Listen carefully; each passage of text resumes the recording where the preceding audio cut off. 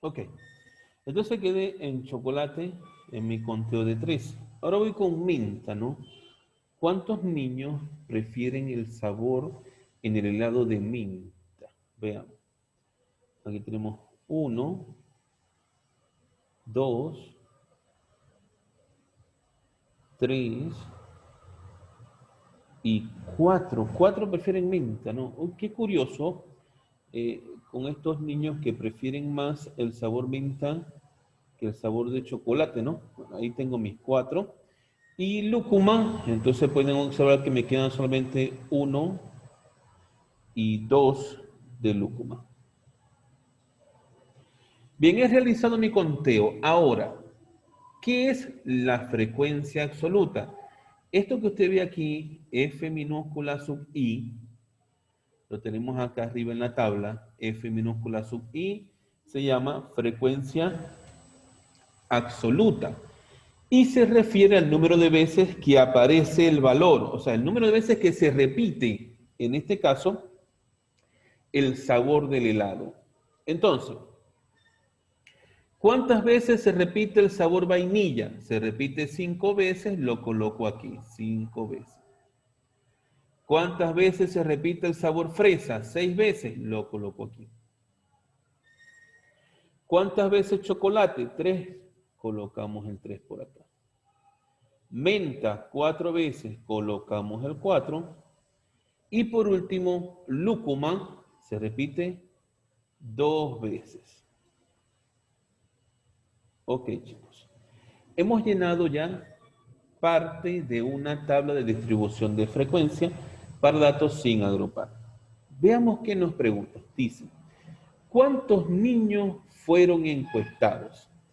Si le prestaron atención al video, eh, la profesora que explicaba les dice que cuando usted suma todos los datos obtenidos en la frecuencia absoluta, si yo sumo todos esos números, debo de obtener la cantidad de niños que fueron encuestados. Entonces yo lo único que tengo que hacer es sumar todos los datos que obtuve en mi frecuencia absoluta, los sumamos, digo 5 más 6, 11, más 3, 14, más 4, 18, más 2, 20. Eddie, muy bien.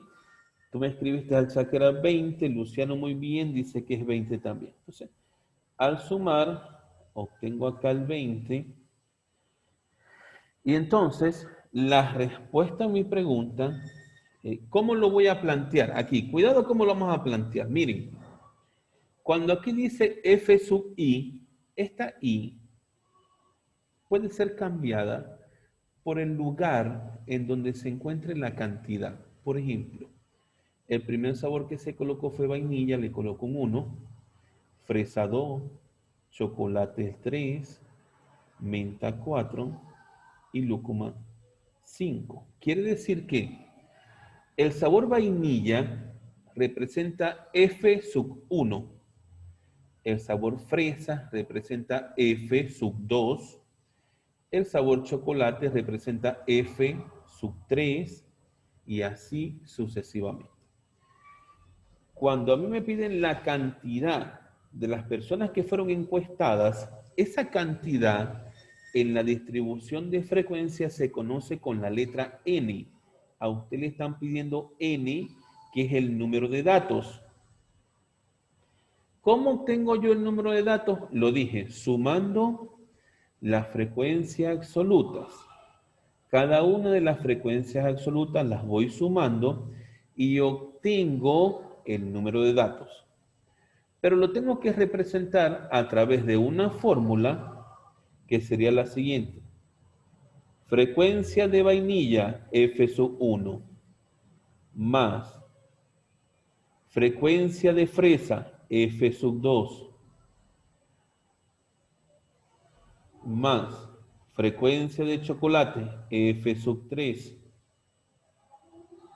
más frecuencia de menta F sub 4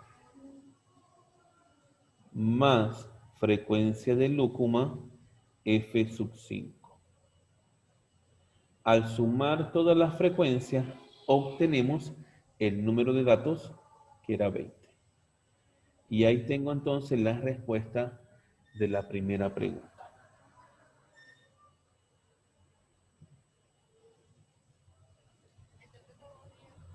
Andrea, muy buenos días. Estoy retirando los estudiantes que no están encendiendo sus cámaras.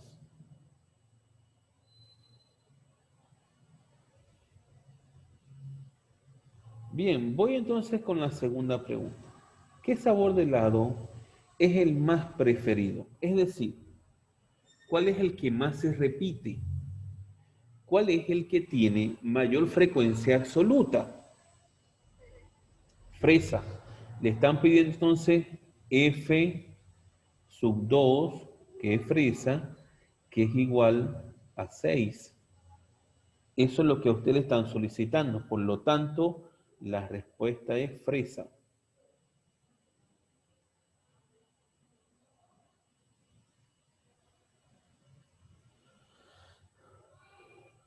La pregunta 3 le dice, ¿cuántos niños más prefieren el helado de vainilla que el de lúcuma? Miren, cuando usted le dice esto de aquí, más, ¿cuántos niños más? Usted dice, tengo que sumar. No, no se equivoque. Usted aquí no tiene que sumar, cuidado, porque se están refiriendo a que hay una cantidad de niños mayor que prefieren el helado de vainilla. Y yo quiero saber realmente cuántos son los que más lo prefieren. Por lo tanto, como escribe Luciano, tengo que restar. Ahora, ¿qué voy a restar? Me están hablando del helado de vainilla, que es la frecuencia absoluta en la posición 1. Entonces, a la frecuencia absoluta de la posición 1 le voy a restar lúcuma, que es la frecuencia absoluta de la posición 5. F sub 1 menos F sub 5. Me quedaría F sub 1, que es vainilla, es 5. F sub 5, que es lúcuma, es 2. Le resto 2. Y mi respuesta entonces sería 3. Muy bien, Eddie, gracias por la respuesta. Entonces, cuando me preguntan, ¿cuántos niños más prefieren el helado de vainilla? 3 niños.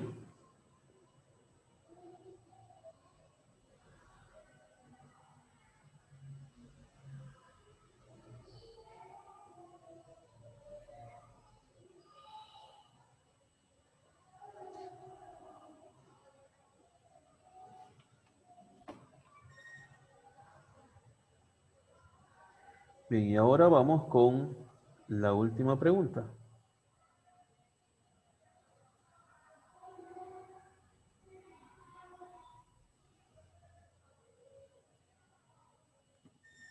Me dice ahora, ¿qué porcentaje representan los niños que les gusta el helado de menta? ¿Qué porcentaje representan los niños que les gusta el helado de menta? Fíjense que el helado de menta es la frecuencia absoluta de la posición número 4. Si usted quiere encontrar el porcentaje, a usted le están pidiendo la frecuencia relativa porcentual. Y usted hasta el momento lo que tiene es la frecuencia absoluta. ¿Cómo consigue la frecuencia relativa? Vamos a la fórmula. Le dice, frecuencia relativa será igual a la frecuencia absoluta entre el número de datos. Bien, vamos a ver cómo aplicamos esto en nuestro gráfico. Me están pidiendo porcentaje de niños que les gusta el helado de menta.